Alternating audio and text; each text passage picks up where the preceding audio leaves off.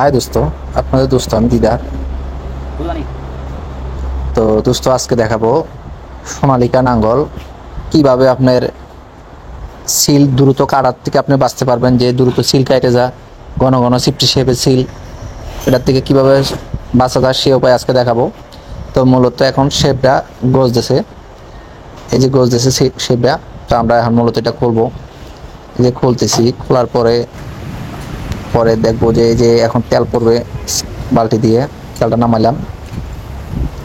দোস্ত যারা আমার ভিডিওতে নতুন অবশ্যই সাবস্ক্রাইব করে দিবেন।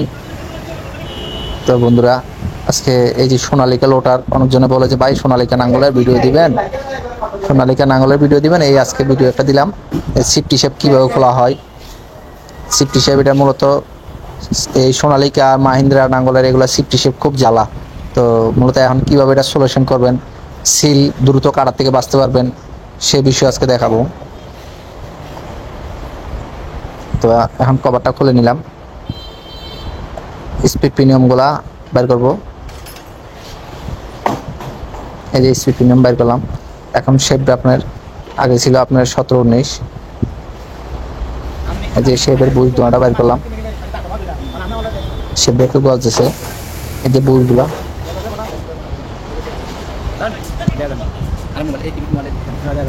এখন এই শেপটা মূলত খুলতে হলে আপনার এই 4টা বল্টু খুলতে হইব, না হলে এই সিলের অর্ধেক কভার ভিতরে যায় থাকে। তারপর আপনার স্ক্রুড্রাইভার দিয়ে সিলটা আউট করলাম, খুলে দেখলাম ভিতরে লক ভাঙা রয়েছে।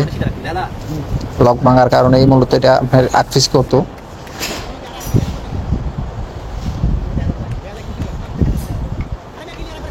এই যে খুলে নিলাম, এই যে লকটা ভাঙা রয়েছে, লকটা বাইর করলাম। এখন শেপটা ফিটা দিলাম, ফিটা দিয়ে বাইর করার পরে শেপটা বাইর করলাম।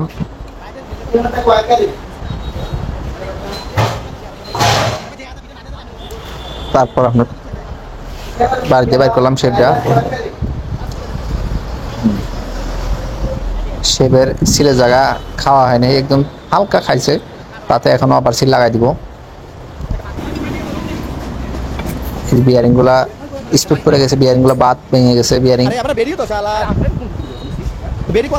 তারপর আপনার যে সিলভার দাগ পড়ে গেছে, সিলভার ক্ষয় হয়ে গেছে।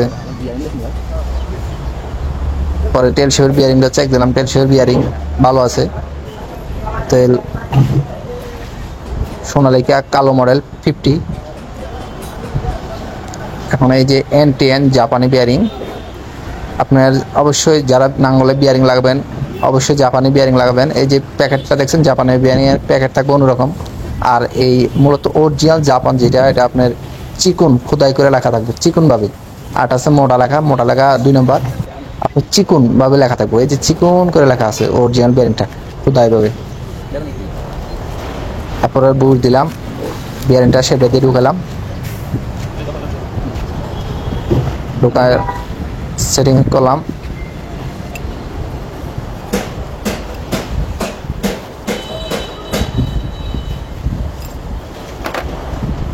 সেটিং করে দিলাম। আপনার এই মূলত এই ওয়াশারটার কারণে আপনার তেলটা মূলত সিলে আসতে পারে না। এই যে আমরা এই ওয়াশারটা বানিয়ে নিলাম, এই টাপি গাড়ির নাঙ্গলের হাইড্রোলিকের ক্যাম ওয়াশার। তো সেম ওয়াশার কাইটটা একটা সেম করে দিলাম। এরপর এখন মূলত সিলভারটা ঢুকাবো, সিলভারটা ঢুকে নিলাম।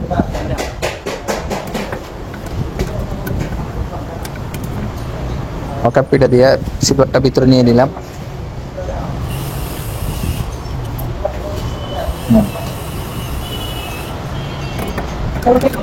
সেটিং করে দিলাম।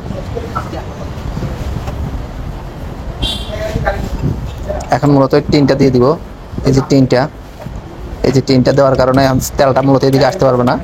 এই গোড়ায় একবার সেম এই যে একবার একটু রয়ে গেল, তাই জন্য তেল আসতে পারবে না ওইভাবে। এখন লকটা দিয়ে সুন্দর করে লকটা লাগাই দিব। এই যে লকটা ভেঙে গেছিল, গ্যাস ওয়েলিং করে দিয়েছি। এখন সেটিং করে দিলাম, লক লাগানো হয়েছে। এখন মূলত সিলটা ঢুকাবো, সিলটা ঢুকাবো হয়ে গেছে। এখন এই যে সিলটা ঢুকাইলাম, সিলটার নাম্বার হয়েছে আপনার 357210, 357210 সিলটার নাম্বার। সেটিং করা হয়ে গেল। এই যে পুরান সিলটা 35, এই যেখানে লেখা আছে 357210। এখন মূলত উপরে কভারটা লাগাই নিলাম, পিসের কভারটাও সেটিং করে নিলাম, সেটিং করে টাইট দিয়ে দিলাম, হয়ে গেল। তো এখন মূলত সেটিং করে দিলাম, টাইট দেওয়া হয়ে গেছে। এখন স্পিড প্রিমিয়ামের বুশ ঢুকাবো দুটা, ডিপার যে দুটা বুশ দিয়ে দিলাম। তো দোস্ত যারা আমার ভিডিওটা অবশ্যই দেখেন না, অবশ্যই দেখে নেবেন। তো আগে ছিল আপনার 17-19, 17 ছিল আপনার তেলে, 19 ছিল আপনার সিফটিতে। তো এখন মূলত আমরা প্রিমিয়াম চাকা নতুন, আপনার ব্লেডগুলো নতুন থাকার কারণে সিফটি হিসেবে দিছি আপনার 17 আর তেল হিসেবে দিছি 19। তাতে এখন স্পিড কিছু কম আসবে, ফিনিশিং ভালো হবে। তো এখন সেটিং করে নিলাম। তো মূলত এখন দেখাবো আপনাদেরকে স্টার্ট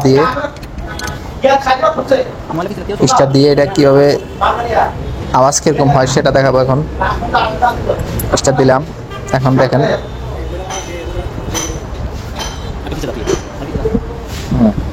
গিয়ারওয়ালা গ্যাস দিয়ে চেক দিলাম, গিয়ার ঠিক আছে। যারা কিছু জানতে চাইলে অবশ্যই কমেন্টে কিছু জানাবেন। এই যে এখন নাঙলটা ঘুরাচ্ছি, নাঙল ঠিক আছে, এই যে ঘুরতেছে, ইনশাল্লাহ ওকে আছে।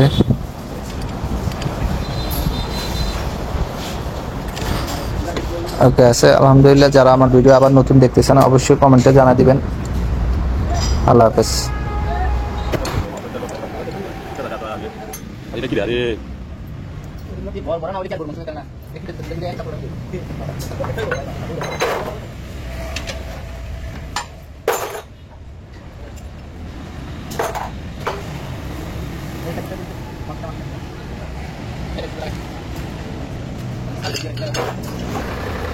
Ahora.